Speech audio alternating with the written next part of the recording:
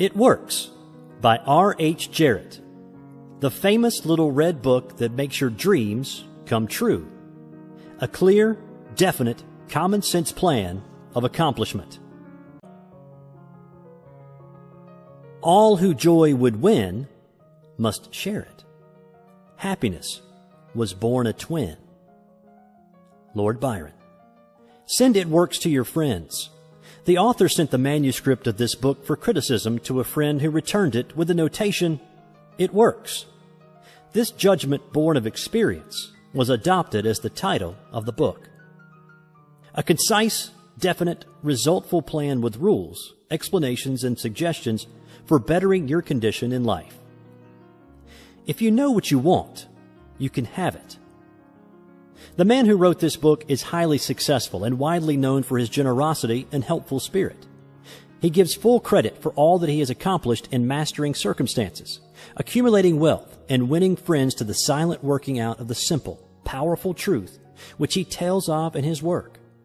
He shows you here an easy, open road to a larger, happier life. Knowing that the greatest good comes from helping others without expecting praise, the author of this work has requested that his name be omitted. What is the real secret of attaining desirable possessions? Are some people born under a lucky star or other charm which enables them to have all that which seems so desirable? And if not, what is the cause of the difference in conditions under which men live? Many years ago, feeling that there must be a logical answer to this question, I decided to find out, if possible, what it was.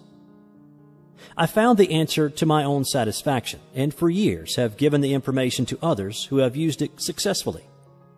From a scientific, psychological, or theological viewpoint, some of the following statements may be interpreted as incorrect, but nevertheless, the plan has brought the results desired to those who have followed the simple instructions, and it is my sincere belief that I am now presenting it in a way which will bring happiness and possessions to many more.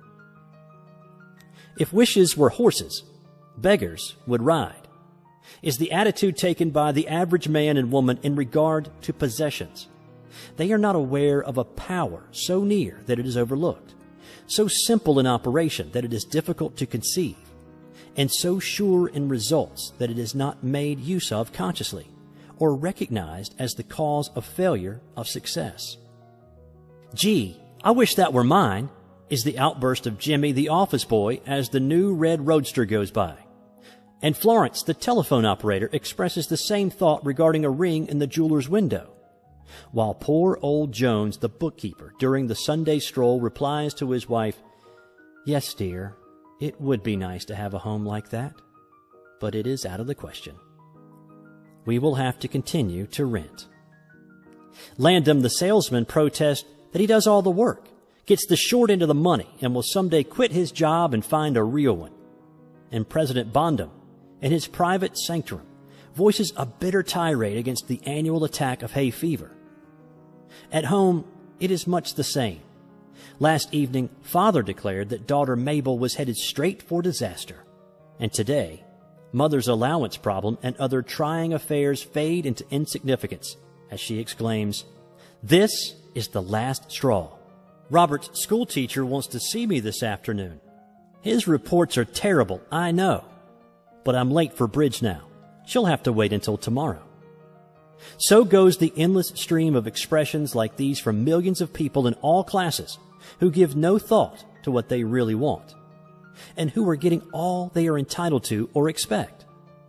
If you're one of these millions of thoughtless talkers or wishers and would like a decided change from your present condition, you can have it. But first of all, you must know what you want, and this is no easy task. When you can train your objective mind, the mind you use every day to decide definitely upon the things or conditions you desire, you will have taken your first big step in accomplishing or securing what you know you want. To get what you want is no more mysterious or uncertain than the radio waves all around you. Tune in correctly and you get a perfect result. But to do this, it is, of course, necessary to know something of your equipment and have a plan of operation. You have within you a mighty power, anxious and willing to serve you, a power capable of giving you that which you earnestly desire. This power is described by Thompson J. Hudson, Ph.D., LL.D., author of The Law of Psychic Phenomena, as your subjective mind. Other learned writers use different names and terms, but all agree that it is omnipotent. Therefore, I call this power Emmanuel, God in us. Regardless of the name of the great power or the conscious admission of a God, the power is capable and willing to carry to a complete and perfect conclusion very earnest desire of your objective mind. But you must be really in earnest about what you want. Occasional wishing or half-hearted wanting does not form a perfect connection or communication with your omnipotent power. You must be in earnest, sincerely and truthfully desiring certain conditions or things, mental, physical, or spiritual. Your objective mind and will are so vacillating that you usually only wish for things, and the wonderful, capable power within you does not function. Most wishes are simply vocal expressions. Jimmy the office boy gave no thought of possessing the red roadster. Landham the salesman was not thinking of any other job or even thinking at all. President Bondum knew he had hay fever and was expecting it. Father's business was quite successful, and Mother, no doubt, brought home first prize from the bridge party that day. But they had no fixed idea of what they really wanted their children to accomplish, and were actually helping to bring about the unhappy conditions which existed. If you are in earnest about changing your present condition, here is a concise, definite, resultful plan with rules, explanations, and suggestions. The plan. Write down on paper in order of their importance the things and conditions you really want. Do not be afraid of wanting too much. Go the limit in writing down your wants. Change the list daily, adding to or taking from it, until you have it about right. Do not be discouraged on account of changes, as this is natural. There will always be changes and additions with accomplishments and increasing desires. 3 positive rules of accomplishment. 1. Read the list of what you want 3 times each day, morning, noon, and night.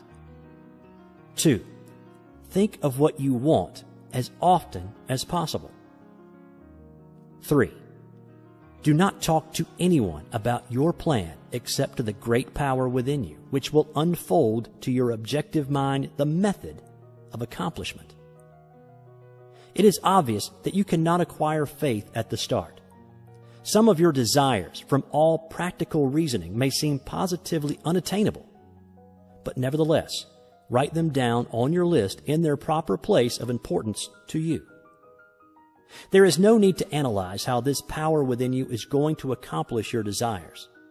Such a procedure is as unnecessary as trying to figure out why a grain of corn placed in fertile soil shoots up a green stalk, blossoms, and produces an ear of corn containing hundreds of grains, each capable of doing what the one grain did. If you will follow this definite plan and carry out the 3 simple rules, the method of accomplishment will unfold quite as mysteriously as the ear of corn appears on the stalk, and in most cases, much sooner than you expect. When new desires, deserving position at or about the top of your list come to you, then you may rest assured you are progressing correctly. Removing from your list items which at first you thought you wanted is another sure indication of progress. It is natural to be skeptical and have doubts, distrust, and questionings. But when these thoughts arise, get out your list, read it over, or if you have it memorized, talk to your inner self about your desires until the doubts that interfere with your progress are gone. Remember, nothing can prevent your having that which you earnestly desire. Others have these things. Why not you? The omnipotent power within you does not enter into any controversial argument. It is waiting and willing to serve when you are ready. but your objective mind is so susceptible to suggestion that it is almost impossible to make any satisfactory progress when surrounded by skeptics. Therefore, choose your friends carefully and associate with people who now have some of the things you really want, but do not discuss your method of accomplishment with them. Put down on your list of wants such material things as money, home, automobile, or whatever it may be, but do not stop there. Be more definite. If you want an automobile, decide what kind, style, price, color, and all the other details, including when you want it. If you want a home, plan the structure, grounds, and furnishings. Decide on location and cost. If you want money, write down the amount. If you want to break a record in your business, put it down. It may be a sales record. If so, write out the total, the date required, then the number of items you must sell to make it. Also list your prospects and put after each name the sum expected. This may seem very foolish at first, but you can never realize your desires if you do not know positively and in detail what you want and when you want it. If you cannot decide this, you are not in earnest.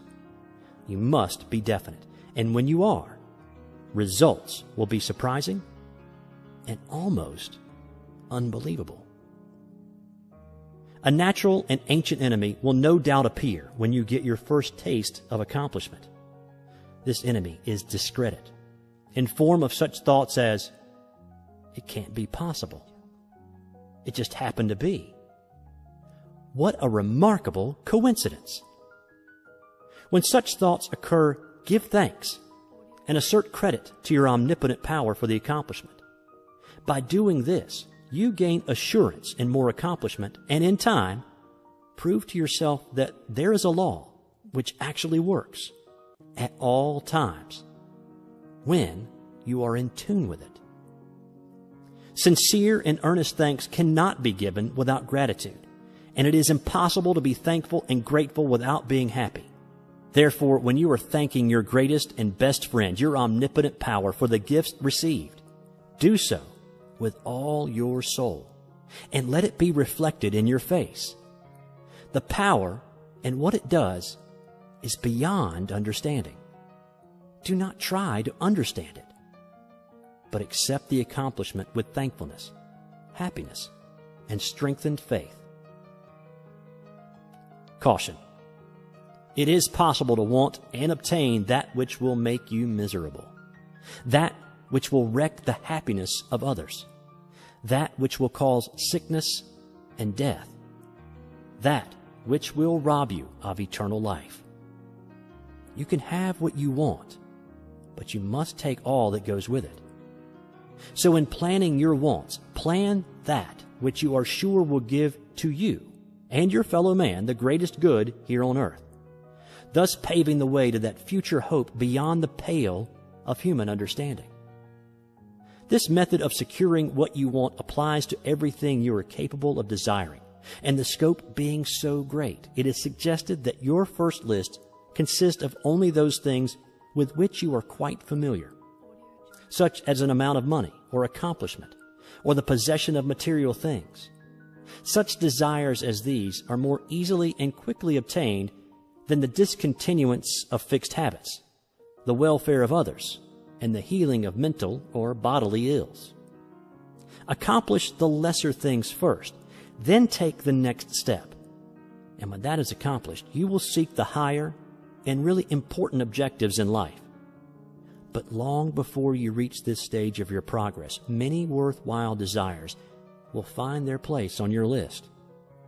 One will be to help others as you have been helped.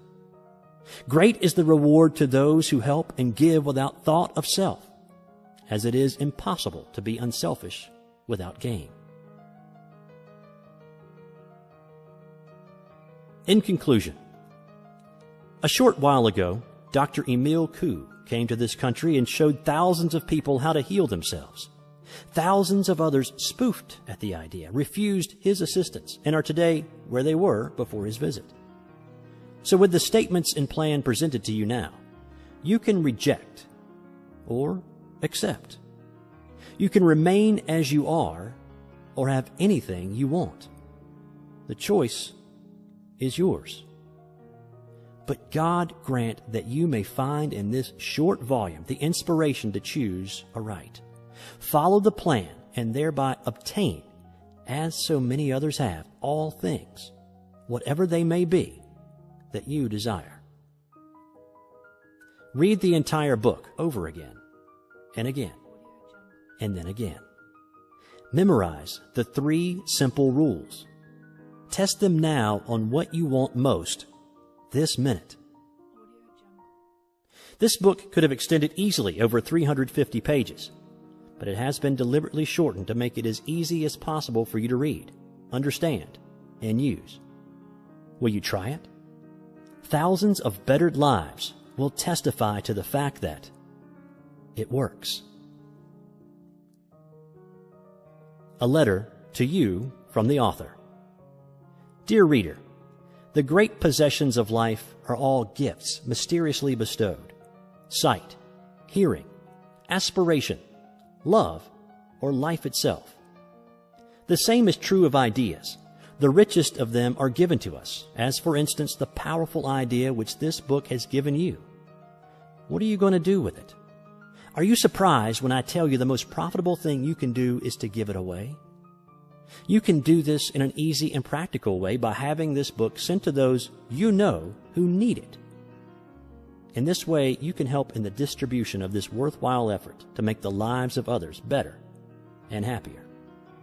You know people who are standing still or who are worried and discouraged. This is your chance to help them help themselves. If you withhold this book from them, you will lose the conscious satisfaction that comes from doing good. If you see that they get this book, then you put yourself in line with the law of life, which says you get by giving. And you may rightly expect prosperity and achievement. At the very least, you will have the inner sense of having done a good deed with no hope of being openly thanked, and your reward will come secretly in added power and larger life. The author.